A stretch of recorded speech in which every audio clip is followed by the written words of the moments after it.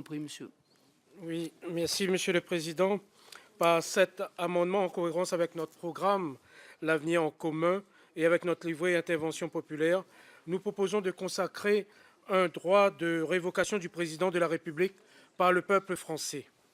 En effet, ce droit de révocation impose au président de la République une responsabilité permanente vis-à-vis du peuple et confère au peuple un pouvoir de contrôle régulé et institutionnel du garant de l'indépendance nationale, de l'intégrité du territoire et du respect des traités. Ainsi, tout électeur peut voter en quiétude. Il s'est disposé désormais d'un pouvoir de contrôle des présidents de la République qui se renient, trahissent leurs engagements et tournent casaque dès leur arrivée au pouvoir.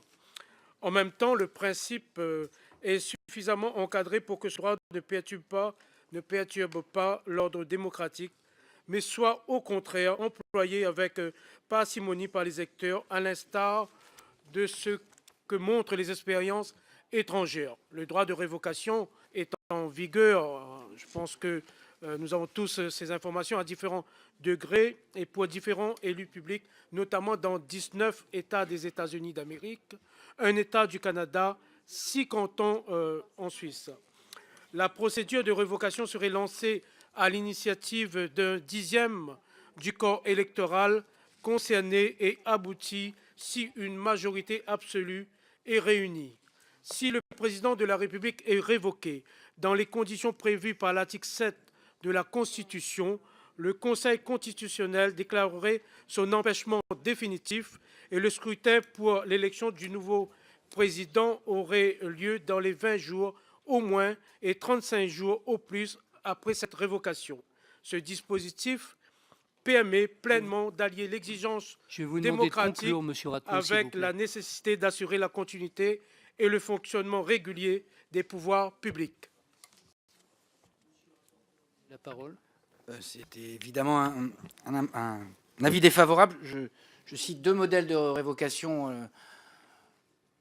C'est le modèle vénézuélien. Je ne suis pas sûr que ce soit le modèle que nous ayons envie d'importer, pour dire les choses très simplement, mais chacun ses modèles. Et de vous rappeler qu'aux États-Unis, M. Schwarzenegger est arrivé par la voie de la révocation de son prédécesseur. Donc tout ça ne m'éclaire pas favorablement pour voter cette... pour voter cet amendement, et donc c'est un avis défavorable. Monsieur Lachaud pour une prise de parole. Oui, là, je m'inquiète de la prise de parole de monsieur le rapporteur qui se permet de juger du choix des électeurs californiens. Les États-Unis sont un allié, vous ne cessez de nous le rappeler, sont une grande démocratie. Ça me semble un petit peu cavalier que de juger ainsi du choix des électeurs d'un État américain. Au-delà de ça, vous n'avez pas répondu sur le fond et sur le principe de révocation qui permettrait justement de garantir et de renforcer la confiance des électeurs dans leur système parce qu'ils auraient un droit de veto, de sanction du président, car vous l'avez dit vous-même, à plusieurs reprises, plusieurs orateurs, aucun président n'a été réélu à l'issue de son quinquennat. Cela interpelle, cela interroge. Peut-être que la révocation permettrait de résoudre ce problème.